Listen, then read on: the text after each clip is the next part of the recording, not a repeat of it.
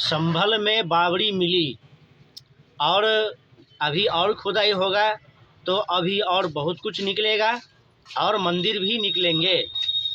लेकिन ये तो अच्छा है कि अभी भाजपा का सरकार है केंद्र में भी और राज्य में भी, यानी कि उत्तर प्रदेश में भी। नहीं तो यह बावड़ी कब का मुगलों का घोषित हो गया होता और इस बावड़ी पर शाहजहां का नेम प्लेट लग गया होता। पहले भी ऐसे ही होता था, कांग्रेस के समय में भी खुदाई होता था, एएसआई का सर्वे होता था और जो भी भवन मिलता था, जो भी मिलता था उस पर मुगलों का नेम प्लेट चढ़ जाता था और वह इतिहास की किताबों में छप जाता था और लोग उसको बड़े चाव से पढ़ते थे। लेकिन अब देखिए कि संभल में खुदाई हुई है और जब 12 फीट खुदाई हुई है तो पूरा बावड़ी निकल आया है और बावड़ी के साथ साथ जो 19 कुओं का बात किया जा रहा है वहाँ पर, कि जो अभी वहाँ पर जामा मस्जिद है उसको हरिहर मंदिर को तोड़ करके बनाया गया था और हरिहर नाथ का जो मंदिर है उसका पूरा क्षेत्रफल है, उसके पूरे बनावट का संरचना है जो नक्शे में है और पूरा क्षेत्र 19 कुओं और बावड़ियों से घिरा हुआ है। यानी कि वहाँ पर स्नानागार थे, कुआं थे, जहाँ से लोग जल लेकर के महादेव का जलाभिषेक करते थे, बावड़ी में स्नान करते थे। और यह पृथ्वीराज चौहान के समय का है।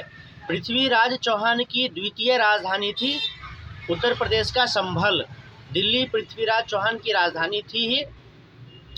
पृथ्वीराज चौहान तराइन के युद्ध में जब पृथ्वीराज चौहान का हार गए युद्ध, तो उनको बंदी बना लिया गया। फिर उसके बाद उनकी मृत्यु हो गई और पृथ्वीराज चौहान की मृत्यु के साथ ही भारत में इस्लामिक साम्राज्यवाद पैर पसारना शुरू हुआ।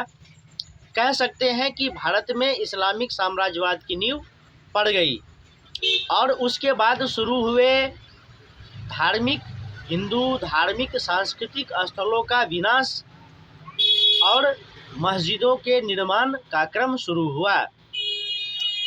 तो आप लोग जान लीजिए कि किस प्रकार से इतिहास को मुगलों का इतिहास बनाया गया है। और आज भी देखिए कि उत्तर प्रदेश में, संभल में और पूरे उत्तर प्रदेश में एक के बाद एक मंदिर मिल रहे हैं। जो संभल कभी हिंदू बहुल हुआ करता था, एक भी मुस्लिम नहीं था वहाँ पर, अब वह मुस्लिम बहुल क्षेत्र बन चुका है और जगह जगह मस्जिद, मजार और मदरसे बन चुके हैं। हम पहले भी आपको बताए थे वीडियो में कि किस प्रकार से एक दो मुस्लिम लोग आते हैं, किसी प्रकार ज़मीन ले लेते हैं, मकान बना लेते हैं और जैसे जैसे तेज़ गति से मुस्लिमों की जनसंख्या बढ़नी शुरू होती है, मस्जिद बनते हैं, मदरसे बनते हैं और मस्जिद मदरसे बनने के बाद शुरू होता है दंगा फसाद और हिंदुओं का पलायन, मंदिरों पर कब्जा और फिर वह क्षेत्र हो जाता है मुस्लिम बहुल क्षेत्र। उसके बाद नेता वहां हाथ जोड़ते हुए पहुंचते हैं, उनके मांगों को मनमाने ढंग से पूरा करते हैं, नहीं तो उनको वोट ही नहीं मिलेगा और फिर वोट बैंक और तुष्टीकरण की राजनीति होती है। और उसके बाद वही होता है जो समाचार पत्रों में छपता है और न्यूज़ चैनलों पर चलाए जाते हैं। तो बार बार बताना ज़रूरी होता है इस चीज़ को, क्योंकि हिंदुओं को भूलने की बीमारी होती है और वह जल्दी ही भूल जाते हैं कि 1978 में संभल में क्या हुआ था।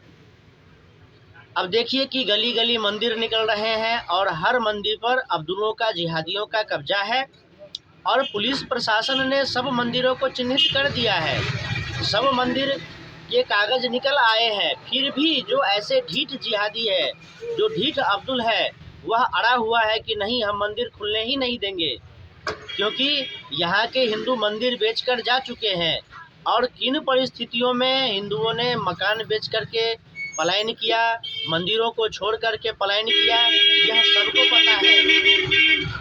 हाँ, एक बात है कि उस वक्त तुष्टीकरण की राजनीति करने वाले सरकारों का बोलबाला था, जिहादियों का बोलबाला था और अभी एक सच्चे सनातनी सेवक और हिंदुत्व हृदय सम्राट का शासन व्यवस्था है और हिंदू खुलकर बोल पा रहे हैं। और यही समय है और उचित समय है कि हिंदू जनमानस भी योगी जी का साथ दे, मोदी जी का साथ दे और अपने सनातन हिंदू धर्म संस्कृति को पुनरुद्धार करने का जो अवसर प्राप्त हो रहा है उसमें सहभागी बने और बढ़ चढ़कर हिस्सा ले। विरोध करने वाले विरोध करेंगे ही, आलोचना करने वाले आलोचना करेंगे ही, क्योंकि सनातन के शत्रु यहाँ भरे पड़े हैं और हमें सनातन के शत्रुओं से जागरूक रहने की आवश्यकता है और उसी हिसाब से अपने